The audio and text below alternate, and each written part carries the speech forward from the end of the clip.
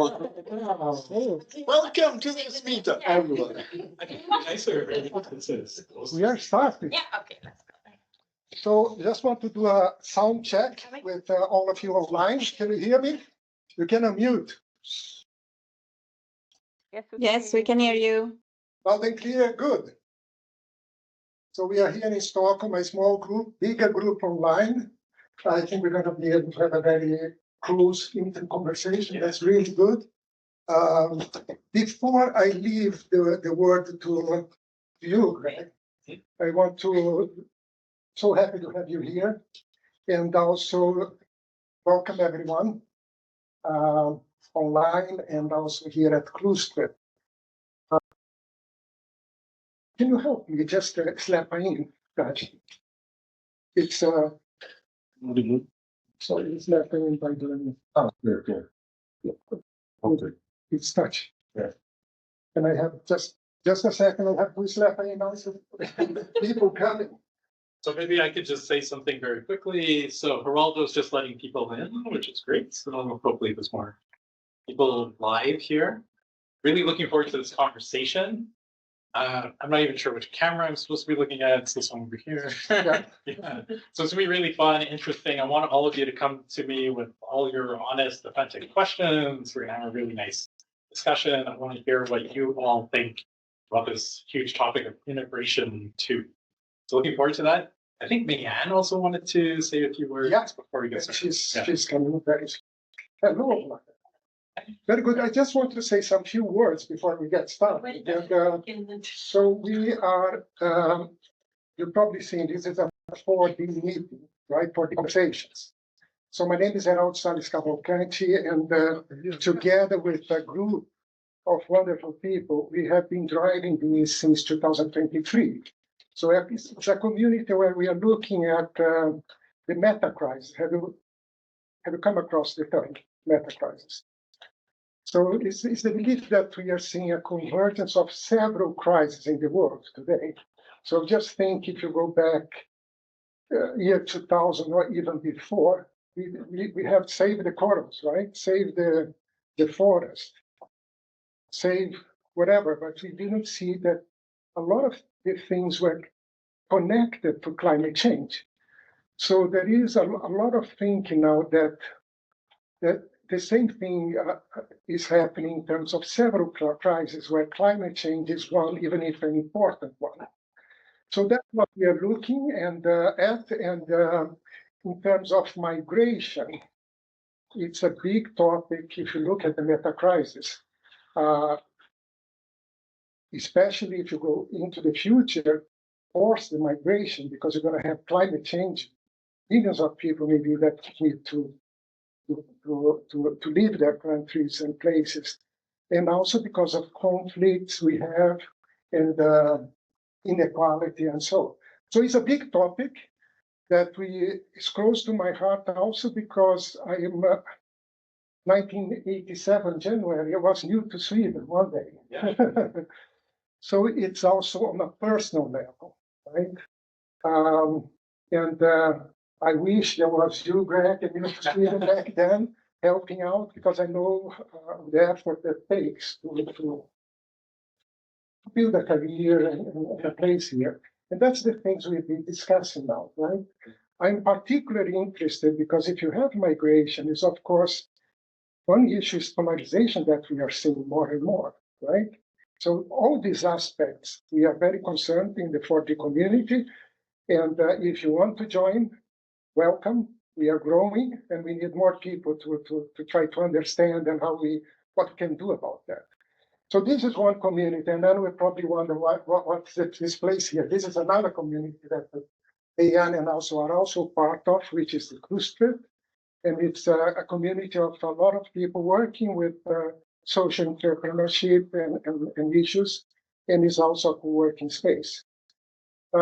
So we have these 4D conversations in different topics, ranging from AI to you name it, every month. But the first one this year was on migration with Mayanne, which opened my eyes to a lot of things. And since then, we have been working together a little bit on that, and we are here today. So Mayanne, you're going to be were former executive, expert at the European Union. And also you're going to be moderating today the session. The 4D conversations is a conversation, right? So I would like to see in the chat. By the way, guys, in the chat, I hope you have the cameras on, right? Raja? Yeah, some of them do. Yeah, cameras on means it gives a lot of energy, and also use the chat for questions anytime, okay? But we got, Mian is going to moderate, and there will be a lot of time for questions from both online and here. Without further ado, welcome. Okay,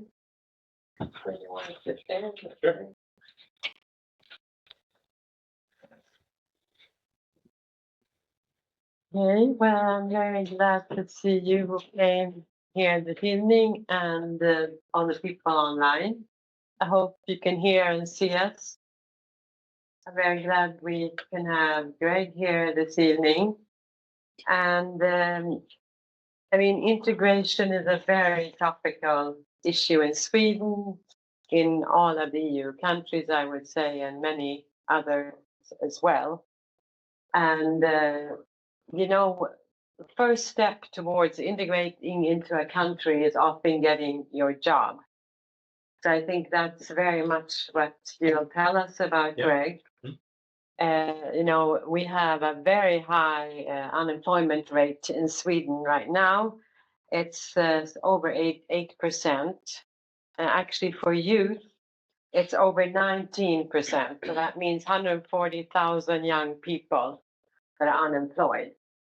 But I think there's one interesting aspect with those numbers, because I think to be a little bit optimistic still, and that is that among 19 to 24-year-olds, the young unemployed, if you compare the Swedish ones born in Sweden to those migrants that came, there was a big group that came in 2015. There were some 30,000 Afghans, but unaccompanied minors that came. Among them, the employment rate is higher than the comparable Swedish group. Lower, right? Like It's lower, sorry. Yeah. Yes. They're employed. Yeah. Thank you, Greg. So actually, I have the numbers because this is according to the Swedish Statistics Authority, SCB. So 80%, 82% of those who came, the immigrants are employed, while only 73% among those born in Sweden. So I think there is, you know, some optimism we can have. Yeah. And this was in the age range of 19 to 24, right? 19 to 23, 24. Yeah. Yes. Yeah. But now I'm not going to go on. I just want to kind of frame the discussion, get our thoughts going. Yeah. I'd rather hand over to you, Greg. And I mean, you've started some incredible work. You started New to Sweden, but you've also started another initiative, 1046 initiative. Yeah, the 1046 inclusion. Yeah. So I just thought if you could tell us a little bit about yourself, first of all, and then, you know, what motivated you to start these interesting initiatives. So thank you all for joining us today. Thank you all for coming in person. Thank you to everybody online. I'm very confused with the cameras. I'm going to try to figure this out. So I'll start maybe a little bit more with my personal story, and then I can talk about New to Sweden, why we started it, things like that. So I'm originally from Canada. I was born in Montreal and raised in Montreal, very happily a Montreal Canadiens fan. Everybody else is up there. Then moved to Toronto for a long time, and then met my wife while I was traveling. So I met her in China. We met in Beijing, actually, at a hostel. We spent like 2 or 3 days together, and then we hit it off. And so then we had a very long distance relationship for a few years. And then I moved to Sweden for the first time in 2009. Then we moved back to Toronto after we got married and lived there for about 4 to 5 years and had our first child, and then moved back to Sweden. So it's been a very long time. I've been here since 2014. And I should be speaking more Swedish than I do, but I don't. And then about 5 years ago, I started New to Sweden. And the reason why it started, I went to SFI, which is Swedish as a second language school. And while I was there, I remember reading like a newspaper article, Let's Svenska, and the article said that they didn't even have the unemployment rate broken down by percentages, but they just had it by pure numbers. And it was something like 50,000 Swedes are unemployed or something like that. But then when you read it on, it was like, and 340,000 foreign-born people.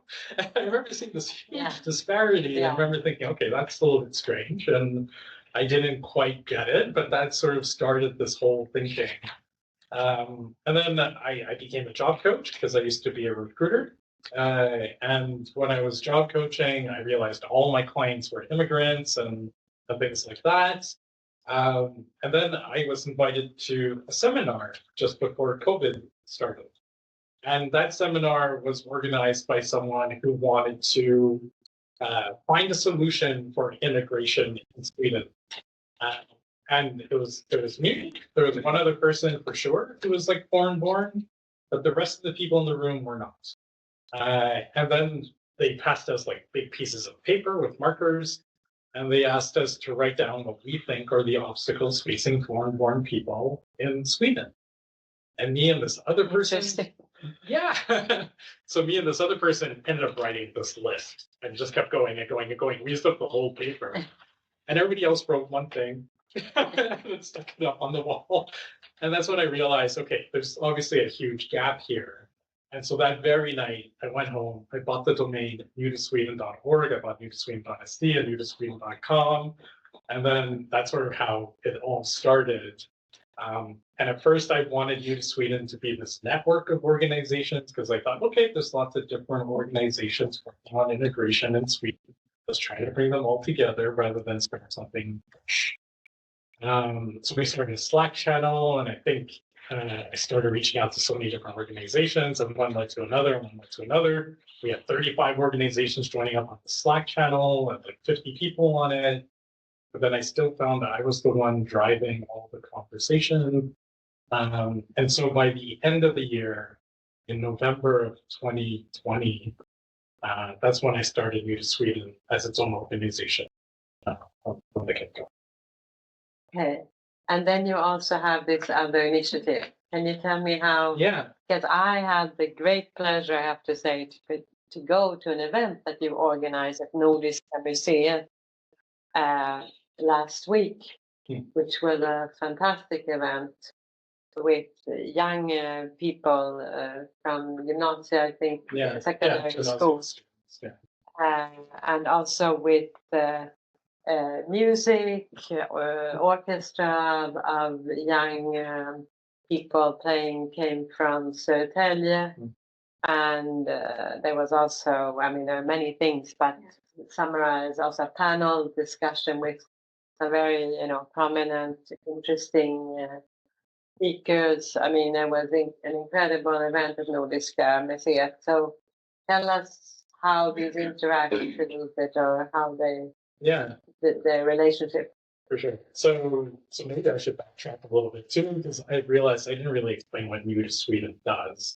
So New to Sweden as an organization, we work with internationals and help people directly by providing free help and free workshops so that they can improve their CVs, their LinkedIn profiles, how to interview in Sweden, how to network in Sweden, all those types of things. Provide that service for free.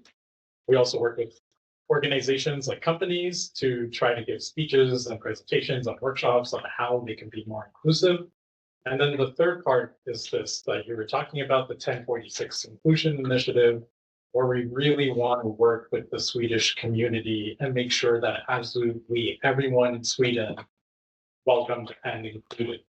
So no matter your age, your sex, your sexual orientation, your transgender identity or expression, your religion, ethnicity, any sort of disability you might have, or your neurodiversity, we want to make sure you feel welcomed and included here.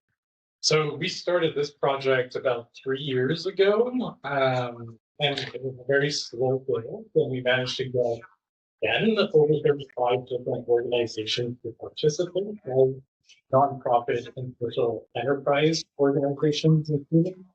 I think someone hasn't. And it culminated in lots of different things.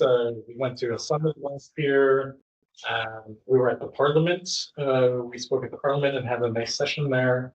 And then this year we started working with Nordiska Museet and decided to create together this large event that you were talking about. And it was really nice. And there was that youth orchestra that came from Södertälje to open up the whole event. We had musicians there, we had poets. I'm going to mispronounce this, but the Hortens Besta Poeter from last year. Världens bästa poeter. Thank you, the translation.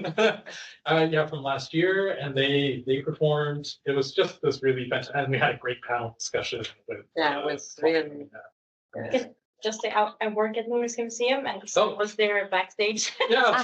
And I just, from the museum's perspective as well, we were so pleased to have you. And I think we're all still talking about it, that it was so cool that so many young people came as well. We're really pleased with the turnout. So, Oh, that's awesome. Okay, well, thanks. I For that. didn't organize anything. I just thought I was there.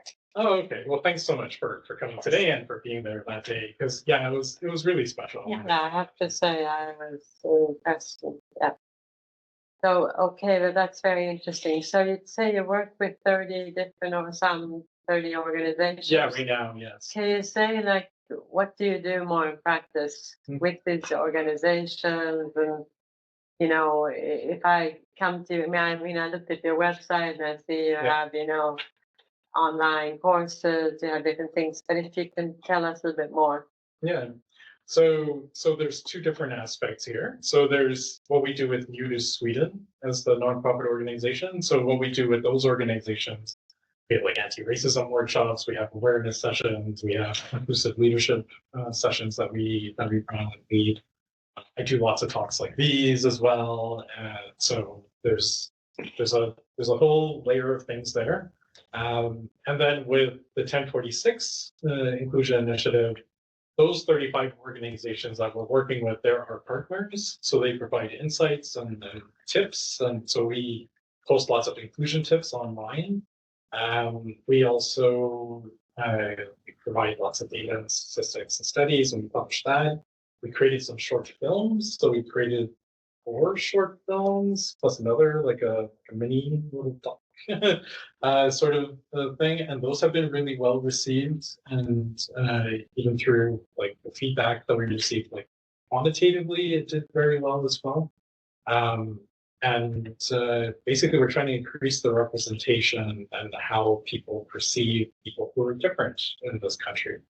And I'm sure we're going to talk about that a lot, like what the main issues are here in Sweden, and what the different solutions could be. But I'm hinting towards it. A lot of it has to do with inclusion, and a lot of it has to do with representation and how we empathize with people who may seem different than you. Yeah, I mean, it's definitely a very important issue. So how do you, I mean, who does your trainings? I mean, it seems like a lot of us would need to take your training on, you know, all of these issues you just mentioned. But how do you get the people to come? Who do you That's always the trick. invite? Yeah. I mean, or who takes them? Yeah, so different organizations have taken them over the course of the past few years. So we worked with Google a lot. We worked with SAP and Nordea, Vattenfall, different companies across Sweden. Mainly companies that have international businesses or international people working for it, where the main corporate language is English.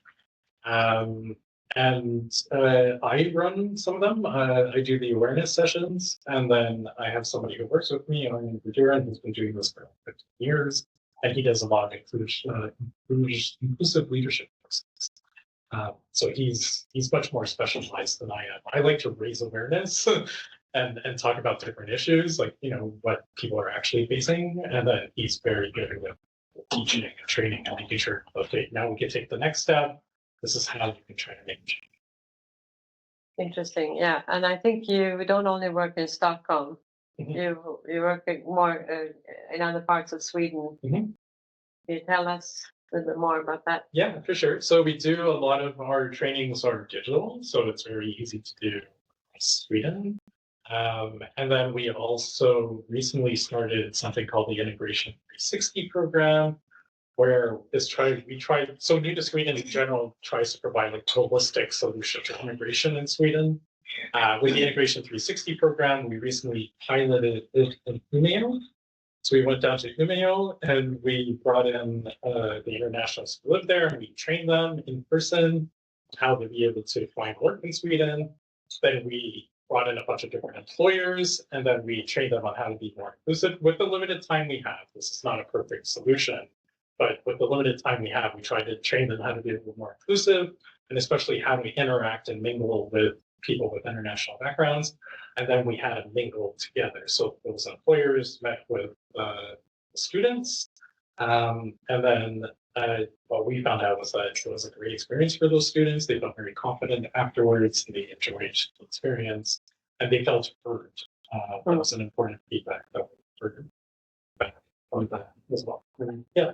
That's something. Yeah, so I mean, you're talking about inclusion. Oh, sorry. Not sure if you have. Am I okay to ask questions now? Yeah, sure. Or I mean, if Yeah. you want to, we can take them now. Yeah. I'm super curious because I two questions. Like, first of all, I think maybe it's me who's being too cynical here. Yeah. But I feel like sometimes when it comes to, inclusion, awareness about certain things, and it's specifically like organizations and big companies that need this training. Yeah. I feel often the companies that ask you to come there and to give them a lecture or a seminar or whatever, they're already on their way, or they might not meet the biggest, how to say, like, the biggest assholes in the bunch. Like, That was explicit. sorry, no, but no. Camera is on. Yeah. It's on tape, by the way. They might not be the companies that are, they might already be one step ahead because they want to learn more about it. They want to be more inclusive. They want to be more aware. How do we reach the companies or the big organizations that maybe do not want that, but need it the most for their employers? Because I feel like that is a big. Yeah, so there are two different things to that. And one is that the companies who do bring in organizations like ours to go and speak or to have a discussion, what we noticed as well is that there are very few of those organizations that sort of make this type of training mandatory, that sort of make this training mandatory for their leadership. Yeah. So what tends to happen is that sometimes you go and you speak and you have this really nice experience talking to them. They learn a lot, you learn a lot. Yeah. But it's almost like what you said, it's almost like preaching to the choir with the people who are attending. But that doesn't mean that the organization is on the right track. Right. And what we usually find out during those conversations is that they raise their hands up and they actually say, where is our leadership on this? Because they should be listening to us. So in a way, that's like one aspect of it. Yeah. The other is that we can't post it.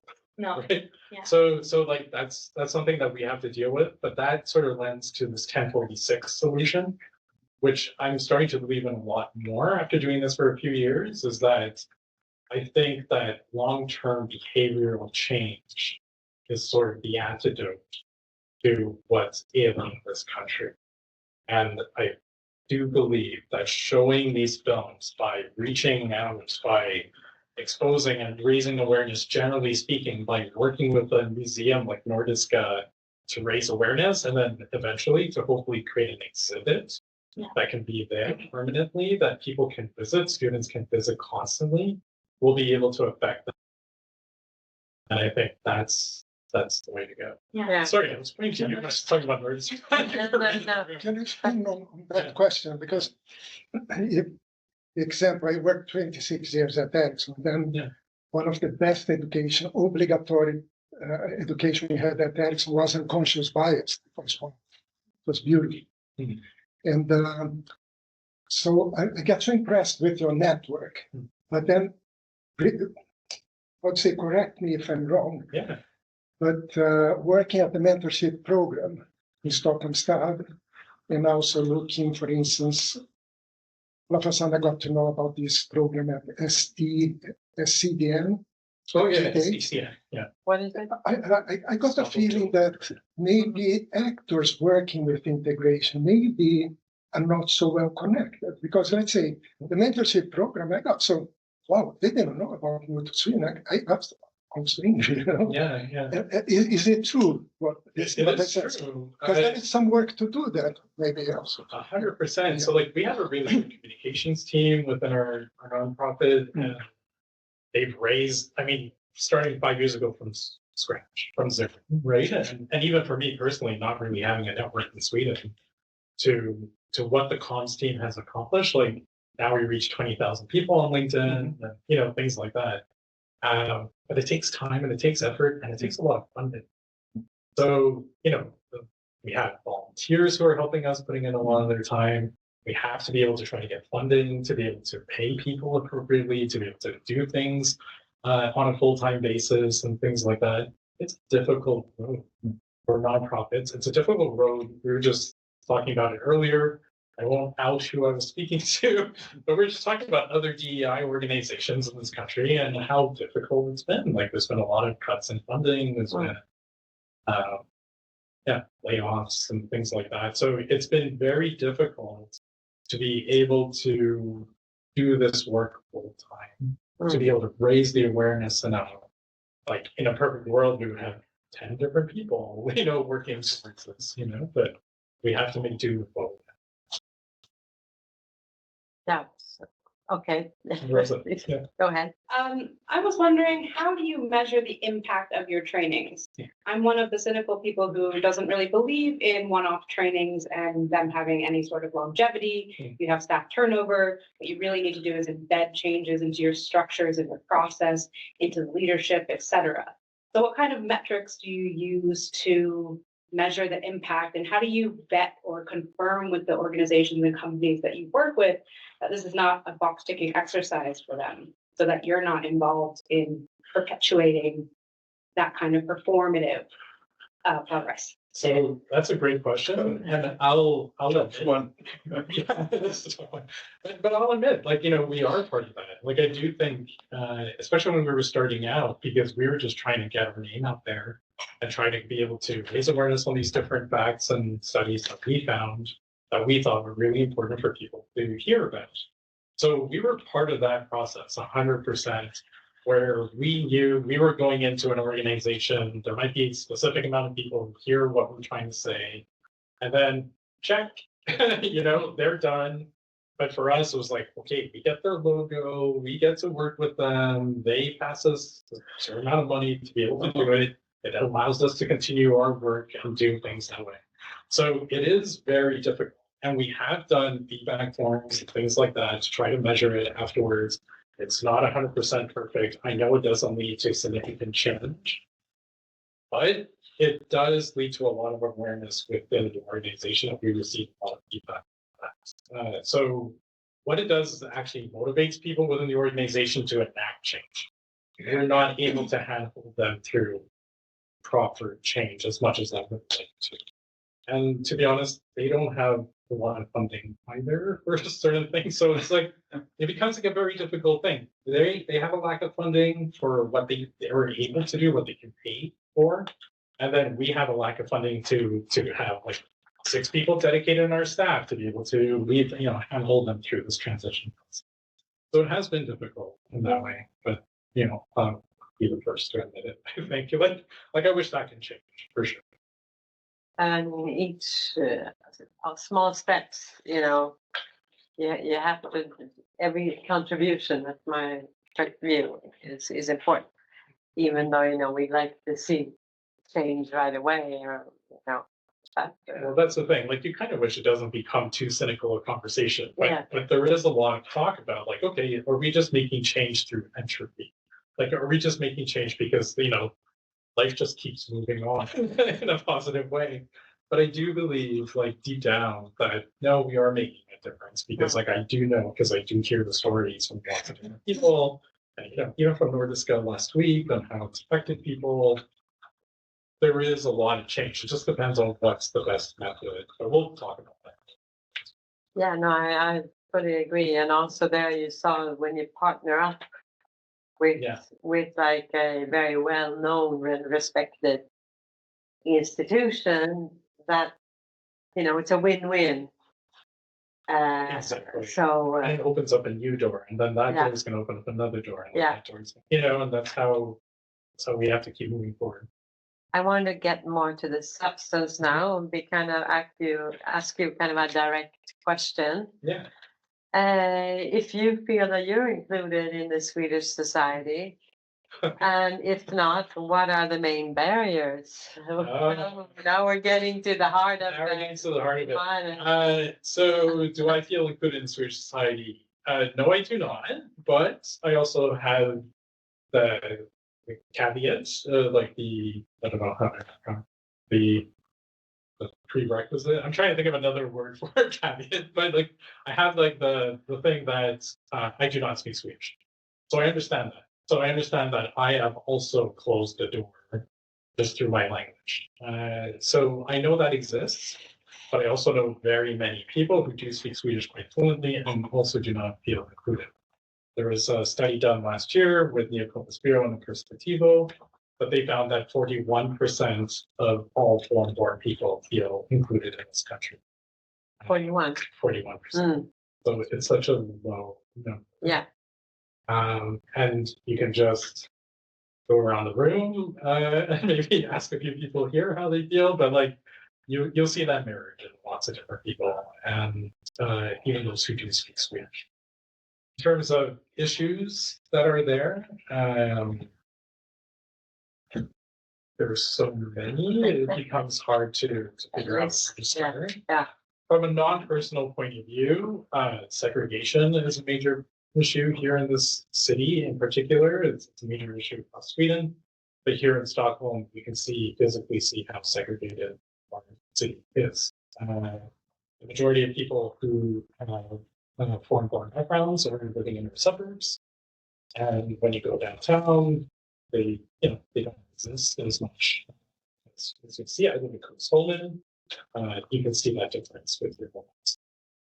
Language barriers are another natural obstacle for many people with international background. Because how long does it take for someone to learn a language? I ask this question a lot when we speak to different groups. It's like, if you had to move to Vietnam, for example, and you had to try to learn the language from scratch, how long would it take you to be able to work in Vietnam? A while, right? Like, it's going to take you a while. And especially when the expectation is that you have to speak fluently to be able to work within that company. Because how many times have we seen job descriptions looking for Swedish? They're very explicit sometimes. Native Swedish is some of the terms they use. Swedish mother tongue, fluent, whatever it is. It takes a very long time to learn Swedish because nobody outside Sweden, except for a small population in Finland, I think, speaks Swedish in the entire world. So it's not a language that's very popular. So of course, anybody who's a newcomer or an international coming here, we have to have that expectation that it's going to take them a long time to learn the language. So we have to be able to lower our language expectations at the workplace so that people who don't speak Swedish as fluently as we would like can still work with us, can still thrive with us, and eventually they will pick up the language. It'll just happen. If they're in an environment where they're speaking Swedish every day, that's what's going to happen. They're going to pick it up and they're going to be thriving within your company. What else is there? Work permits, as we discussed. There's lots of obstacles regarding that. We can definitely make that a lot simpler and easier to obtain and retain. Salary thresholds. Yeah. Salary thresholds, exactly, Yeah. which is very Seems to be bizarre. going the other way now. Yeah. I think we were talking about it before we started, but like who's going to pay for your pension? Who's going to pay for all this stuff? You need immigration. Like immigration is absolutely necessary for our country. I checked like the 2024 statistic is that 1.43 or 1.43 children for every woman in Sweden right now, which is not sustainable. We need to have 2. So guess where those people are going to come from? Immigrants. So like if we're having immigration, what do we want from them? What are we expecting? Like we have to start thinking about it more proactively instead of like, oh no, these people came and they're our guests, like, or like we don't have anything to do with these people, and we'll let them figure things out on their own. Why didn't they assimilate better? Why didn't they do this? Why didn't they do that? Instead of raising those questions, it's more like, no, thank you for being here. Thank you for helping us. Let's try to work together so we can get you on your feet as fast as possible. That's how it should. I did a quick poll here. It's still coming. I put a quick check in the room. Thumbs up if you feel included in Sweden. Thumbs down if you don't. So far, 2-2. 2-2. Okay. So maybe I can start. Maybe we can check that. What if we have time? Yeah. And maybe the 2 who said yes are Swedes. No, if I can start, I am in the advantage, and maybe the word is advantage, or because I came here from home. So my wife is Swedish, so in some way I was embraced by the whole family, and so. And the first years here, I thought it was magic, even that I got paid to learn Swedish. Is it still like this? The SFI? I got 3,000 crowns, I could tell that to Brazil, where I come from, people that's a crazy country. And what I feel not excluded today after almost 40 years is that I speak Swedish, but my wife say, please take it in English. You speak good Swedish. And the feeling that, let's say, maybe I'm wrong, we have at least one Brazilian in the call can add, but in Brazil, if we speak, which is a country of immigrants, if we speak Portuguese with accent, is even charming. But I don't think it's the same in Sweden. So I feel I'm better treated if I speak English. And at Ericsson, you speak Swedish. Yeah. I never seen you speak Swedish. Yeah, I do speak Swedish. No, but not at Ericsson. It's a hidden talent. So that's the only thing I see with the language. Sorry, actually, even before you go on, I should point out the other major obstacle that we don't talk about enough is just actual discrimination. It's obvious that it exists, and if you need to hear about the studies, I can tell you.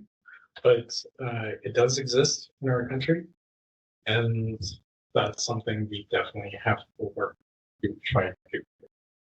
Because that's, to be honest, like we do a lot of training for our newcomers and internationals, but we know we can only get them so far. Because the main barrier is beyond their control. But we can talk about that. I would like someone online to speak up. Maybe no, but I think the racism, I think only recently have we started recognizing in Sweden that we actually are racist, It's like, we could embrace everyone in the world as long as it didn't come to our country. But when people came and they weren't like us, then there was proof that we were just as racist as anyone else. If I may add my experience. Yeah. I came here in 1989 for the first time, and from India. Yeah. But I did not feel it was racist at all. Actually, it was the opposite. I felt it was very welcoming, and Sweden was very welcoming, and I was treated very well. But I do admit that I've seen a change, visible change in the last 5 to 10 years. Something has happened in the society that has changed. And I don't know what it is. I can't put my exact finger on it or give you stats, but But something has changed dramatically, which is a pity because Sweden was very inclusive actually in the Good point. 80s and 90s. I echo what you say. Yeah. And one question, follow-up question is, we have Trump that has even sent letters to embassies, to companies, take away all the vocabulary about inclusion and discrimination. So anything that you notice with the big companies nowadays? I mean, definitely. We were just talking about that earlier. There's been lots of cutbacks. We're talking about a pretty large event that's happening that is not receiving sponsorship anymore. We see it ourselves with how we're trying to get funding and trying to get sponsorship for different things. It's been a lot harder, a lot more difficult. But I do want to just touch upon a little bit of what you said, which I thought was very nice to hear. But you know, the disparity between the unemployment rates between people who were born here compared to people who came from abroad. With the youth, it sounds like it's moving in a positive direction. That's amazing. But generally speaking, the unemployment rate for someone who's foreign born is typically 3 times as high to 4 times as high. And it's always been cycling through that. And then we look back to 2010, and it was the same disparity. So from 2010 to 2025, if you're foreign born, you're 4 times as likely, 3 to 4 times as likely to be unemployed compared to a native speaker. Then there was this other study that was done for the first time in 2006 or 2007, where they did the random CV test, where they distribute these CVs with Arabic sounding names, some CVs, Swedish sounding names. The other, guess what happens? Patterns were discernible. Patterns were discernible. So if you have a Swedish sounding last name, you're twice as likely, 50% you have a 50% better chance of getting an interview callback. If what's it? If you have a Swedish sounding last name, you have a 50% better chance of getting an interview callback, like an interview request, than somebody with an Arabic sounding last name with identical CVs. And the latest one was done in 2020. So it's recent.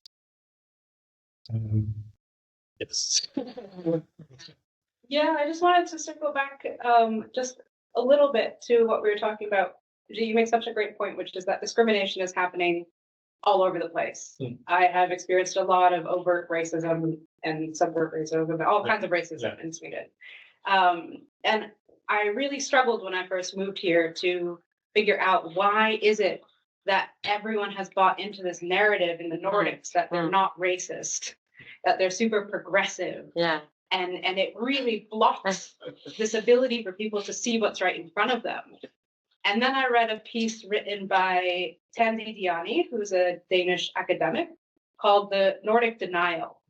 And this piece blew my mind, and I all of a sudden understood a lot more about what was going on around me. And it talks about how the narrative of the Nordics being such a progressive, equal culture doesn't allow people from the Nordics to acknowledge all of these maybe darker things that are happening. So I encourage everybody to read that piece, because for me, it really opened my eyes. Do you have the name so I can put in the chat? Yeah, let me come back.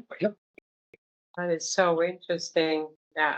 We actually got to read that. I studied politics at Stockholm University, and that was one of the articles that we read. So all the students that are studying politics, like this, the English program, we actually get that.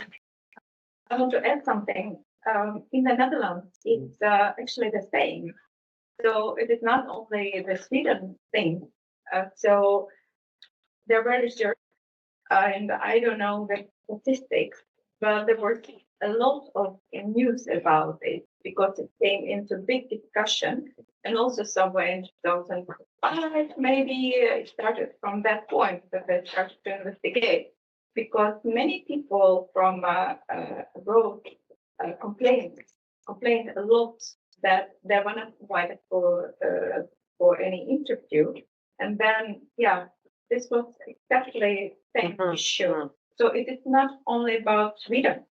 it is also about other European countries, but maybe not about all countries. But anyway, Sweden is not alone with this. Sweden's not alone, but Sweden is one of the worst in all of the OECD countries. Sweden is fourth last when it comes to disparity between things. Well, Sweden is very good at self-aggrandizing also.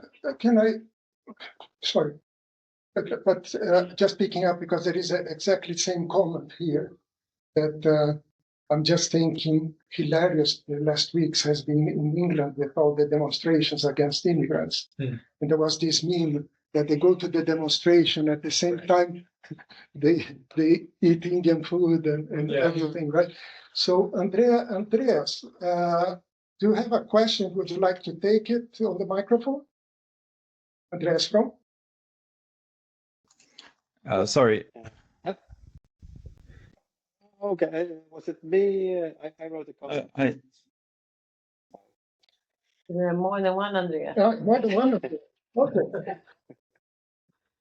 I'm reading the very short comment, the feeling that Sweden is becoming less inclusive towards immigrants, that this is clearly a global trend.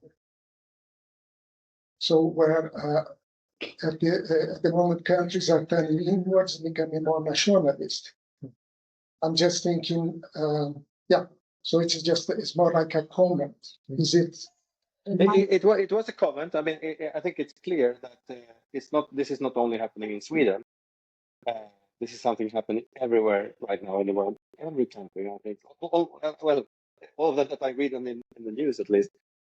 And what is my question, or I would be interested to hear your thoughts on what is behind this global trend. If I can add first on the EU perspective, I mean, I worked in the European Commission for a number of years, and I was in Brussels last week talking with my former colleagues because I'm very concerned about the developments in Sweden. I was wondering if they were aware, and basically that was the objective. And when they heard about some of the legislation that this government has passed, where, for instance, you've learned the language, you're integrated, you're contributing to your society, but just to our society. But just because you came here once upon a time as an asylum seeker, you changed track, so to say, to become have a work visa, working permit. Just because you made that change, you are sent out of the country, and you have to apply for a work permit from your home country, which means it's going to take years if you ever get it. So this kind of legislation, my colleagues working on these issues in all of the EU member states, they were not aware of. I mean, I think Sweden, yes, I agree there's a trend, but I want to hear from you. But I have to just say, on the EU perspective, definitely a trend within the EU, and Sweden, with a few hardcore countries, so to say, like Austria, is working in various ways to go even further. But Sweden is right now among, the most hardcore within the EU. So that's the EU perspective, but over to you now, Greg.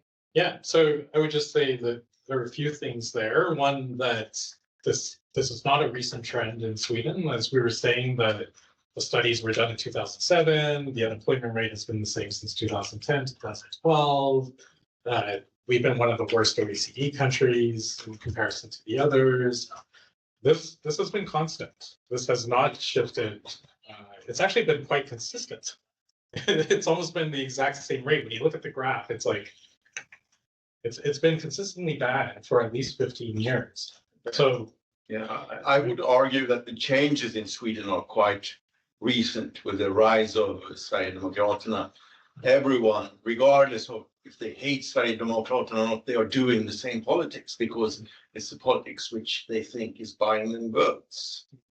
So, I mean, this change in politics is quite recent in Swedish. In Sweden, I mean. I think it has even become more visible now. It's more like, It's more like, probably, like he said, it's been there for 20 years or something. But now it's like in your face. So what? I mean, that's the kind of thing. I would say that the political changes are quite recent, though. But the undercurrents have been there for maybe longer, much longer. That's a fair point. Yeah. And I think the demographic changes. So they came a little bit more sudden in 2015 and moving forward. Perhaps that's part of the backlash. I think Rosa brought up a good point about like Nordic exceptionalism is also part of it. The fact that we can't accept people for who they are, but we think that they need to adjust to what our standard is, what our traditions are. And then the other really important study that I want to bring up is one that was done fairly recently as well, or relatively recently. These studies, unfortunately, they should be done more, but because of rules, they're not. But 6 years ago, there was an anti-racism study that was done by the Länsstyrelsen of Stockholm. And what they found was that you could be born in Sweden, you could be raised and speak Swedish fluently because you're born here, you're speaking Swedish fluently, but your parents are from sub-Saharan Africa, which means the color of your skin is different. You receive half the average salary that somebody with your equivalent education of a PhD gets in Sweden. The Länsstyrelsen of Stockholm found this out. It's not very well publicized, as you were saying. Yeah, exactly. They don't want it to get out, I guess, as much, but you can look up the study yourself. Länsstyrelsen of Stockholm, 2018, 2019. I think it was published in 2020. This is what they found. Like, what does that say about our country? It has nothing to do with immigrants anymore. It has nothing to do with language issues anymore. It just has to do with the color of the skin. It's good. And that was before, that was kind of included the effects of the big wave of immigrants that came in 2015, 2016. Yeah. Well, it's immigrants from God knows when, because they were born here. Yeah. Yeah. Yeah. I'm sorry, but we have one question. Thank you for everything you've been saying. Mine is more of a curious question. Yeah. So if this problem has existed for years, what have we done actively to solve it? Because let me give an example. Yeah. You mentioned about the political change, how things gradually trended towards the anti-immigrants. So now we've seen it as a problem. How are we pushing ourselves to get into the political space where we have a voice to say, okay, we've seen this, we want to change the trend? What has been done so far? I'm just curious. So I'm not an expert on politics here. Like I told that to Mian earlier, I'm not a Swedish political expert. But I still revert back to changing people's behavior long term. And I know that's not the best answer because short term, I think we're going to pay the price as we continue to do. And there are lots of different things you can do short term to try to make the situation better. But it's a long road, unfortunately. Like even when you look at civil rights movements from the 1960s in the US, and you see what's happening today, and it's 60 years later, Go on in months. Yeah, like you can argue that, and I think it's the same around the world, and unfortunately, it's the same here in Sweden. It's a long road, and we have to be able to convince people that immigrants are human. Immigrants have education that's valued. Immigrants have experiences that should be valued, and this is where we are. And we have to be able to have conversations exactly like this. Hopefully with more white Swedish people in the room, to be fair and honest. It's like we need more people to be able to listen to this type of conversation and understand that. I think we didn't even talk about demographics yet, but let me ask you this quick question right away.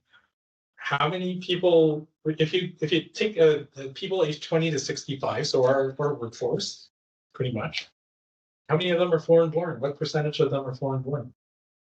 20%, right? 20? Yeah. Anybody else with a guess? That in Sweden today. In Sweden today. 15, I would say. 15? No clue, which is fair. I take 100%. Yeah, I'm tagging on to with 20. 20? It's 27%. Wow. So more than 1 in 4 people. So this is the type of thing we have to be looking at when we look at where we work, even at Ericsson, when we look at leadership, when we look at marketing, when we look at sales, it's 1/4 of the people working there are foreign born. Or they have work expect, right? Are they or are they not? And to the second point, we'll get to, but the second point is how many people have foreign born heritage? Who has 1 parent or 2 parents who are foreign born? What's the percentage on that? That is around 50. I thought it was just over 50, it's like closer to 60. No, it's not that high, which is that'd be fantastic. 40.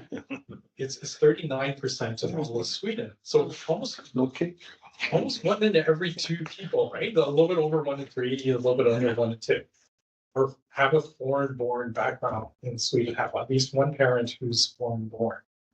That's a lot. Even for Europe, that's extremely high. And then what's closer to the percentages you're guessing at, Stockholm region, is 51% have a foreign born parent. 51%. Where are they? In downtown Stockholm. Where are they? Right? Yeah. They don't exist in downtown Stockholm. No, it's They very only segregated. It's super We have to go to Rinkeby. By the way, there's a very good book fair there in May that I can recommend. But I think we have people online. Yeah. I just want to say, on the political side, there are elections every year, the national elections in 1 year. And everyone who has the right to vote, please use that. That's my hope, anyway. The love of God. I think, Fernando, we have people online. One with questions. Slide, you had a question here on if you want to take it yourself. Hi, good night. Yes, thanks so much. And it's been an informative session so far. My question was basically about practices in job applications from non-Swedes, and the fact that I've heard, well, at least anecdotes of people changing their names to sound more Swedish. And I was curious if there is any type of data available on non-Swedes changing their names and getting favorable recruitment outcomes. So there's no data other than the data to prove that it's not an obstacle if you do have foreign born sounding last name. We talked about an Arabic sounding last name study that they've done multiple times here in Sweden. But anecdotally, because we do these ready to work programs all the time and we speak to lots of different people with international backgrounds. And I have friends who have done this, who do change their last name, get interviews, sometimes within a few weeks. So one friend of mine was struggling for over a year, changed his last name to his wife's Swedish last name, and got 3 interviews in 3 weeks. And he didn't get a single interview for a full year before. Oh my gosh. And he has an Asian sounding last name. That's really interesting.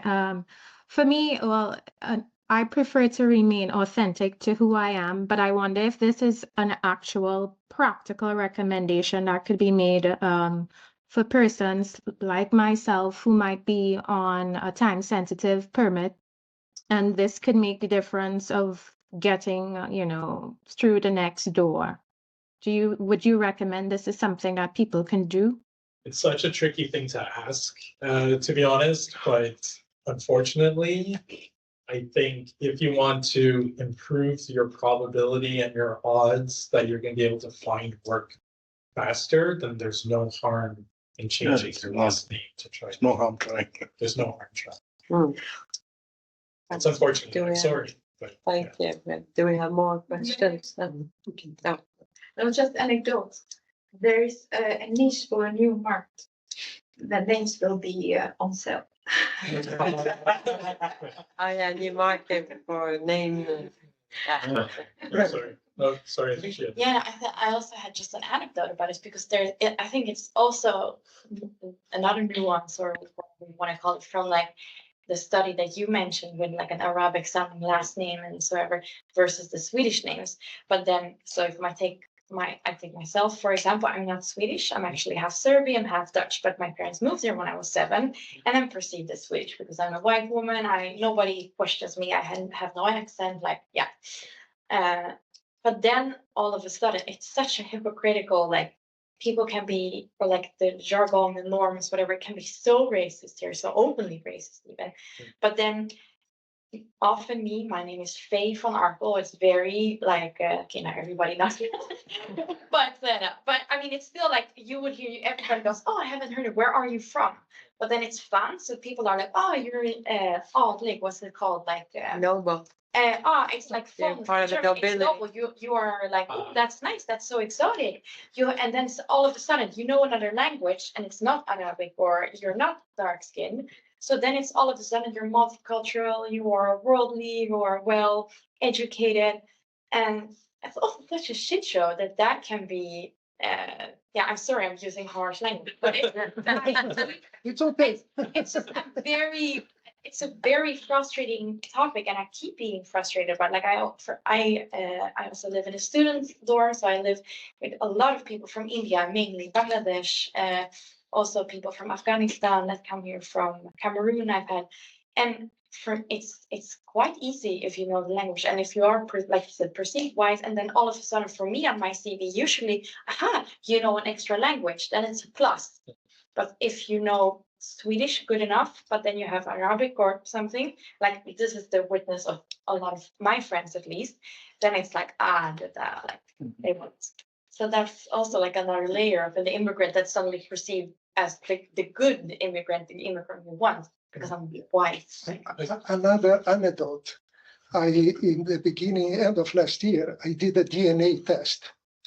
Just because I was getting all these commercials in Facebook. Heritage? Yeah, my heritage. Yeah. And I knew people that had done it. So never been interested in that. So I sent it, and some weeks later came a video. And then I knew Portuguese, Iberia, and so. And then the second most where I come from, over 13%, 13, Scandinavian. Oh, wow. So maybe if I am retired, but if I search for a job, I say 13% Scandinavian. Yeah, So, exactly. That's your headline. That's the irony, right? Because we are all brothers and sisters. So, but I have a question. Can I just respond to that really fast? Because there are two things that are really important. One is that we use the term expats a lot when it's typically a white person who's immigrating somewhere. So just they're an immigrant, just like the rest of us. So that's one thing that bothers the hell out of me. Sorry, I've used your language. Yeah. But and the other thing, but the other thing too is like one of the main reasons I don't speak Swedish is because I get way better service and way better access speaking the English than I do. So I have a skin barrier entry, I think, when I try to like go into places and do things, but I have a language privilege that most people don't have. And so I use that a lot, and that's what's helped our business grow because I mean, Swedes love to speak English. Yeah, exactly, and especially when the Canadian/American accent. Swedish person. I have something similar anecdotal to yours. My parents came here from Hungary, so I have a Hungarian name, but I look like this, so I can pretend whatever I like. But about the name, I would like to. Most probably, if you have a Western European name, then you're still fine. So I mean, it doesn't have to be a if you have a Finnish or French sounding name or Dutch sounding name, then you're still good.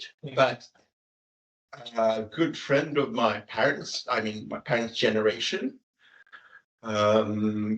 he had a very Hungarian sounding name. Doesn't matter what it was like unpronounceable for Swedes. Like a Wi-Fi password or something. And he did work as a music teacher, I think, in some Lidingö or somewhere. I don't remember where. But he actually found it was so difficult for him to change jobs, and he changed his name to regular Well, it was the same initials, but they're completely Swedish, Stefan, whatever. What was his name? And this was in the 90s. Yeah. That's kind of, and I was shocked. That can't matter. My brain refused to take in that this could matter. I was in denial, just like, we were discussing the denial of the. Well, that's racism. Like you're always in denial. This study that you were mentioning. But then, I slowly, well, maybe there is some truth to it, but this was a long time ago. Can I add something? Yes, some years ago, I made some interviews to my doctorate, and I was talking with lawyers who were working internationally, and some of them came to Sweden at the end of 1960s or at the beginning of 1970s. And they mentioned that to be here a lawyer was extremely difficult. Yeah. Some of them were professors of the Jewish origin. They had to escape from Poland. And they came here. They met a lot of hospitality here at the beginning, but later to introduce them to professional work almost impossible. They had to work as a cleaning service or in very low positions many years to be integrated here better and then work as a journalist, lawyer, etc.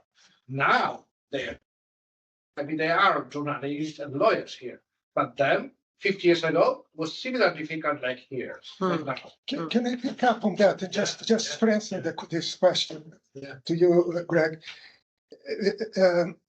Because I'm thinking a little bit, the 4 Ds, dreamers, doers, outers, and doubters, right? The doubters in me say something like, wait a second, if you are an architect today, in Sweden, even if you're Swedish and your name is Andersson, you're not going to get a job. It's so damn difficult. And the economy is not so good on top, right? So could it be that sometimes it is, like you say, the choice is the time? I mean, when I came in 1987, it was like the economy was like this. There was jobs for everybody, right? Yes. So, because what I am afraid is that in our narrative, we become victimized, right? It's our name. And so the doubter in me says, what could be the opportunities? I mean, sometimes it could be even reskilling, right? Find new opportunities. I don't know if I knew the answer, right? But what I'm afraid is that we go this rabbit hole of becoming victims. Or, like you said in your post, we need to recognize that we have a problem. That's exactly. Yeah. And I don't know, but yeah. No, but I think that's exactly it. We do have to recognize that there is an issue out there, and it's not because right now we are the victims. To be honest, we came here. We're trying to find work. We're trying to have a living. We're trying to make a life here, but there are forces out there that are beyond our control that we can adjust, and it's the polar opposite for most native Swedes who don't even think that there's a problem, like we were saying, who believe that there is no problem exists. But meanwhile, every single study that's done, so it's not just our own personal opinion on what's happening to us individually, every single study points that no, there's a greater problem in society. Like if you have to make twice as many applications as a native Swede to get the same amount of interviews. And even then, like, I don't even know if that's true. I think it's even more than that. Then you are a victim. Like, it has nothing to do with you. It has to do with what's on the other end, who's screening those CVs, who over interviews, who's bringing in, like, the fact that we have to network to be able to find work. 6 out of every 10 jobs are found through networking and connections in Sweden. What does that do for an immigrant who moves to this country? Like, yes, they're all closed off. All those jobs are closed off to them, right? Because what kind of network do you come into the country with? Yes. So even when we think about it from that perspective, like, of course they're victims. Like, contacts. Sorry. We have two questions online. Okay. If we could take Etuk. Yeah, thank you, Greg. I mean, you've gone through a lot, and I think there's really not much you can do when it comes to changing the narratives as it is today. We just have to try and work with what we do. But I mean, right from the outset, you've spoken about, trying to change the mindsets during when you have all these conversations, as the case may be.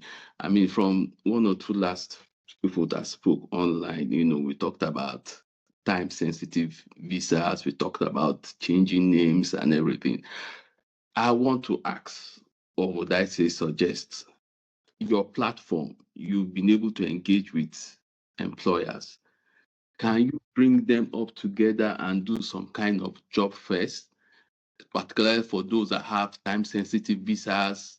I mean, I think if we could use that platform, knowing that what we preach to them, at least try to put them to the test. Okay, come, try to change the narratives. We have immigrants that are here, they are skilled, and let's jump on your platform and say maybe once a quarter or biannually you do a job fair and bring everybody together. We use this opportunity to share the narratives, also opportunity to spread it. I mean, I don't know whether you've considered that.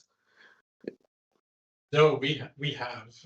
So it's a great idea, and ideally, I know of an experiment that was done in Canada that had enormous success with this type of thing, where they did train a bunch of people with international backgrounds, brought in some employers, did like a very hands-on type of job fair where the interviews were done right on the spot. It led to a lot of success. A lot of people did walk out with actual jobs, walked out with a lot of interviews, all that sort of stuff. It worked, but it took a lot of effort. It took a lot of money. It took a lot of organizations that are willing to hire and hire quickly. All these things are obstacles that may not exist here in Sweden to be able to recreate. But I go back to that funding issue. If we had the funding to be able to do it, we would do it tomorrow. I would love to be able to do something like that on a bigger scale. We started with this pilot program in Umeå. It went very well. We're probably going to do it again. But it's a slow slog. I'm so sorry to say it that way, but like the next time we do this might be next year. Then after that, then we build on that success. Then maybe another municipality hears about it. Then we go to that municipality. So it's a very difficult thing to sort of accelerate. And to be honest, like that keeps me up at night and makes me very depressed sometimes. But because we know the solutions are there. I think we talked about it before we even started. The solutions are all there. It's all very easy. We eliminate, all referrals and network connections to be able to hire. We change our language expectations at the workplace. All these things are very achievable. It's not difficult to do, but yet we drag our feet trying to make a change. The more cynical people I've spoken to, we have this Let's Talk About Race panel that we host on LinkedIn. And they're very much talking about no, it's just a racist society with racist structures in place that do not want to lift other people up. And that's it. And a lot of people have reached that conclusion that no, it's pointless to try, and that's how sad it's become. Sorry, there are two questions in the room. Yes, I want to say about the urgency of this kind of platform, because I want just to bring something in about AI. The development is so quick that it is an extra concurrent in for the whole society, also for Swedish people. So it will be like talking about this victim role or just extra challenge. It will be challenge for all of us.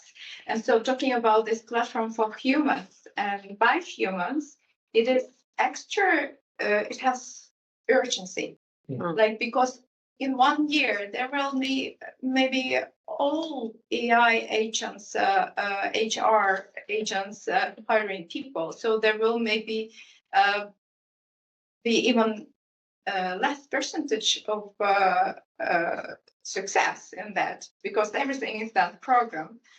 So maybe if we're talking about politics, it is important to bring this urgency as soon as possible for the decision that it will happen earlier, not in 2 years, but maybe at least in 1 year that it will exist. So maybe this urgency has to be brought into application.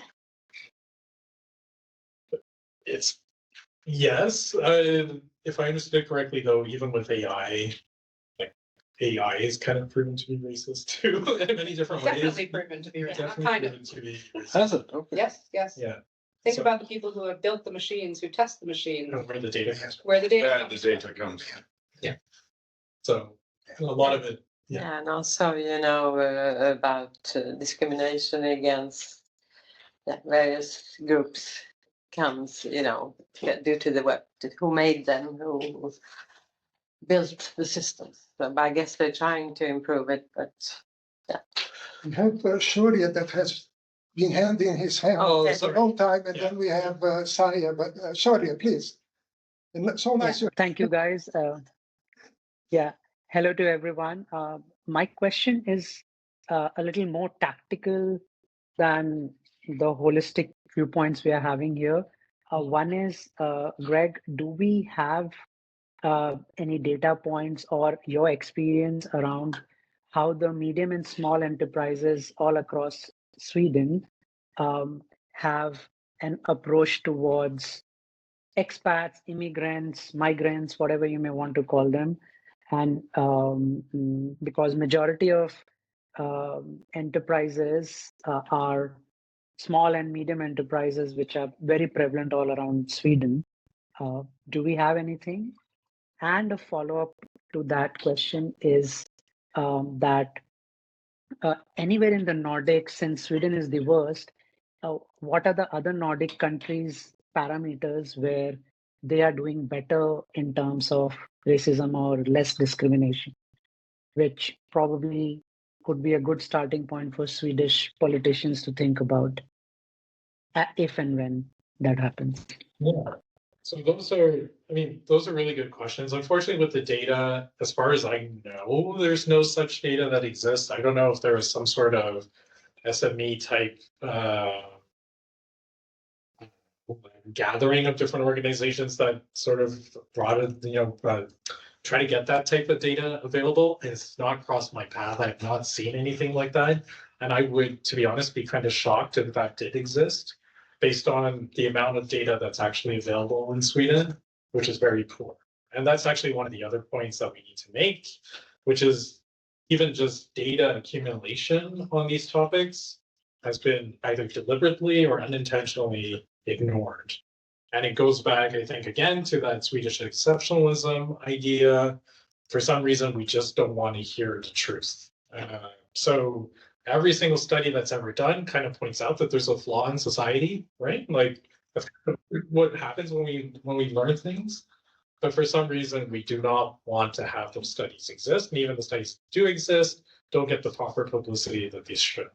But as far as I know, there's no data with the SMEs. In terms of other countries and what they're doing better, they're not incredibly they're not doing much better. They're marginally better. I think someone mentioned it earlier, but Scandinavian countries in total are doing pretty bad. And it really depends on what metric you're using. Some people can argue that Denmark's doing worse than we are based on some of the laws they have in place. So it really just depends. Speaking to people from other countries, though, what we do find is that, and speaking to other organizations from other countries, is that we tend to have a lot of things in common more than we have any solutions in common. And by that, I mean that when I speak to, because we're part of these different funding requests where, so Finnish organizations reach out to us, Norwegian organizations reach out to us, Danish organizations reach out to us. So I have lots of conversations with organizations from around Scandinavia, and consistently it's always the same issues, and they'll just mimic it. What I think might be the difference a little bit is that we're a little bit better in Sweden in sort of tracking some of these things compared to those other countries. They might be doing equally as bad. They just track it in a different way. But I mean, if I can add just, Finland has taken there's basically no immigration in Finland, sorry. So the problem, if you want to look at it that way, or the questions are different because, the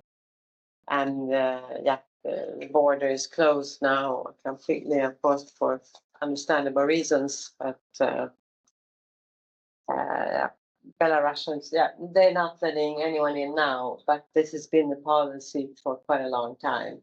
Very few. Many decades. Very few asylum seekers, Denmark indeed is a very particular case. They, already a few years ago negotiated an agreement with Rwanda to send asylum seekers that were waiting to have their claim assessed to Rwanda. Now Sweden is also, among a group of countries in the EU that wants to have asylum claims processed outside, not even let them in the EU. So, but Denmark has kind of been a forerunner on the asylum side of things. They've also, withdrawn permits for Syrians who were working legally in the country. They are in limbo. So Denmark, what should I say? Very, very hardcore on the asylum side of things.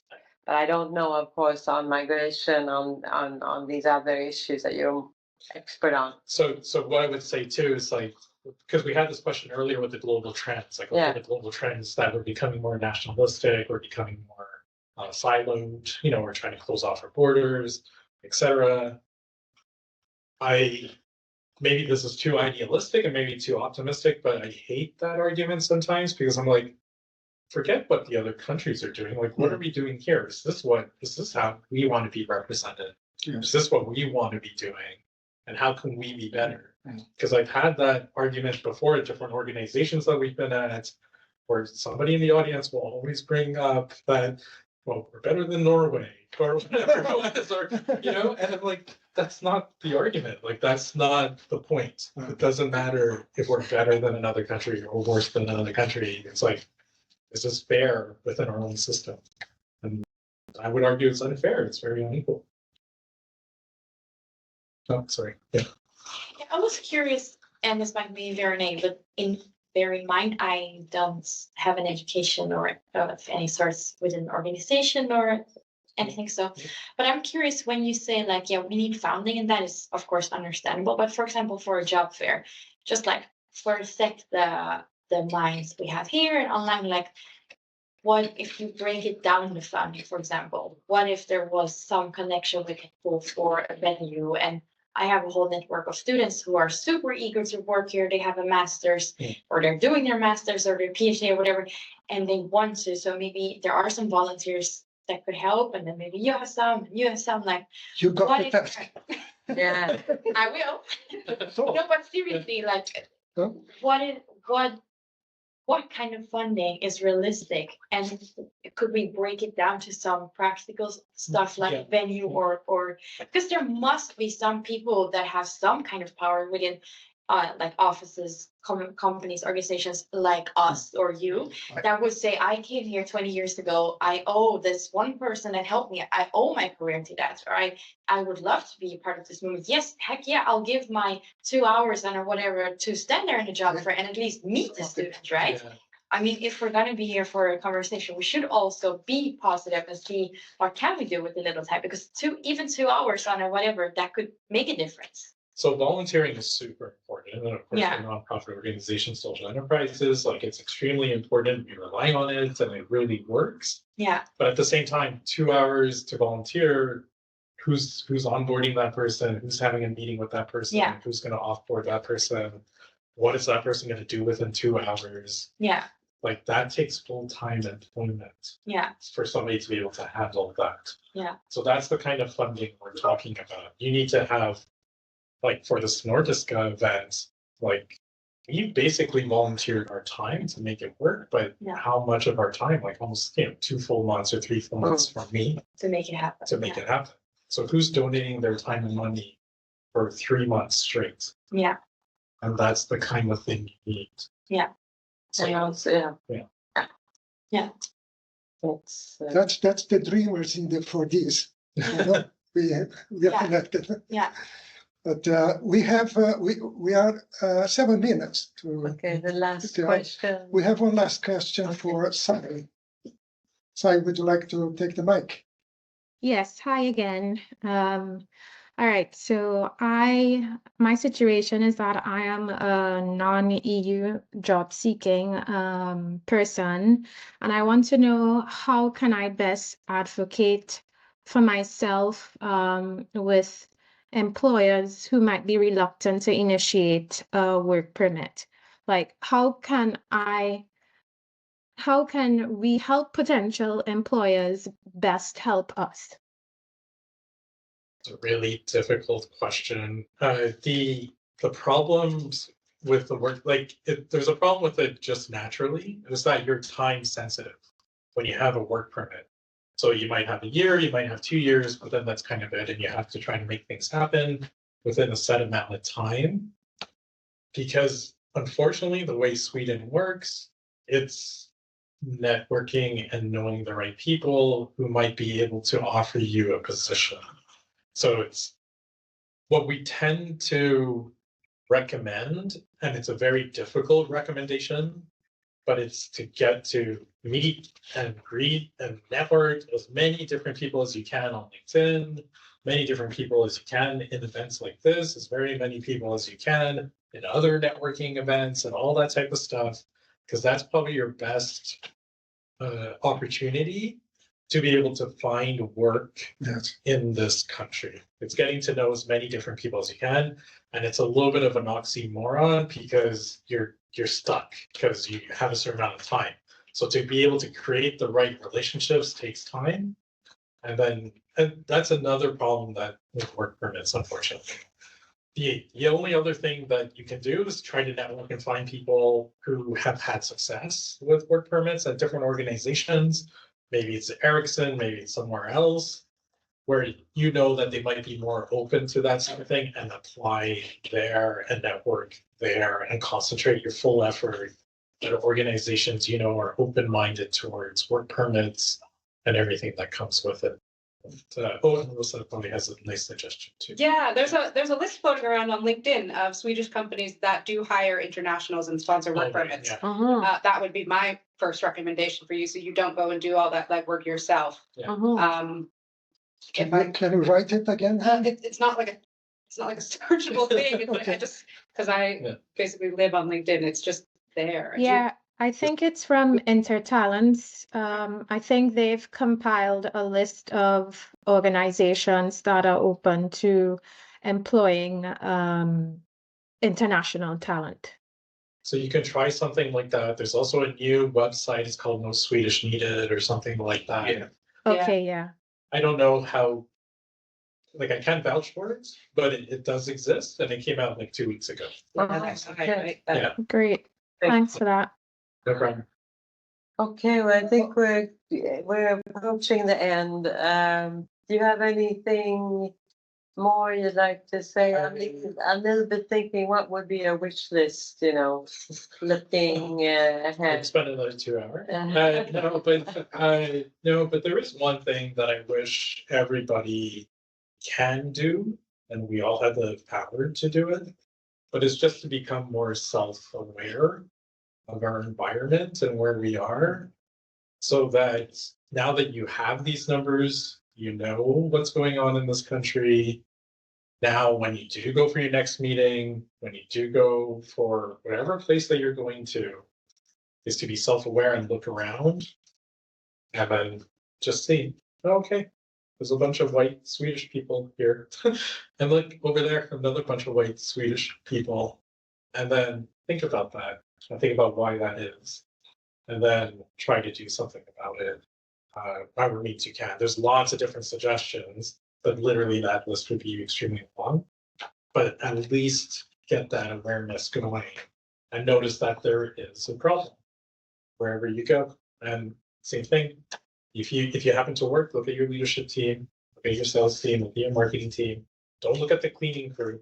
Look at everybody else, because we're great at having a mixed cleaning crew in this country, but we're not great at actual positions where, people have any sort of power.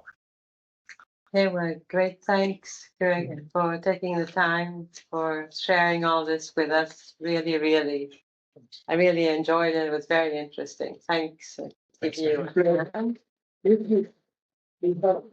It took here in the chat that is volunteering together with, and also a note from Sarah that she will read the Nordic Denial ASAP.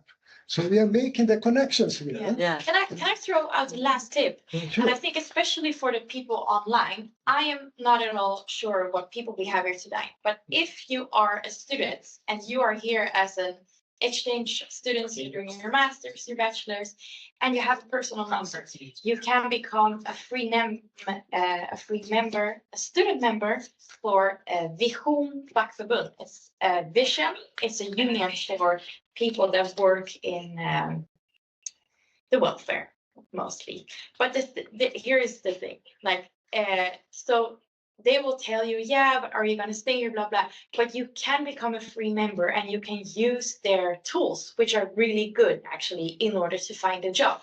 You can get free counseling from them, interview training. So what type of questions can you get? What type of questions can you ask? What are your rights as an employee? What should you look out for?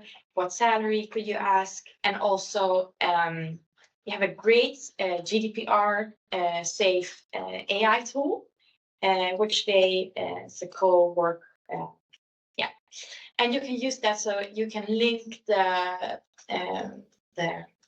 link for the job application that you find on LinkedIn and make your personal letters, your CV, your cover letters. And I think that is also one of the things that if your Swedish is flawless grammatically, that is also already one part that they would look at. Yeah, just a tip to get some professional help as well from outside. Use it because it's there, and they won't maybe flag with it because they want their members to stay there forever and pay a lot of money. But nonetheless, it is free for you as a student. So just a pro tip. Thank Thanks. you. Thanks so much. Thank you. Thank you, everybody. Thank Thank you. you. Yeah. Thanks, everybody. Thanks for coming to this room. Thank you. Yeah. So what was the name of that academic paper you mentioned? Nordic Denial. Nordic Denial. It's amazing. It's incredible. Yeah. Not the content, the paper. Yeah, the Oh, I actually posted.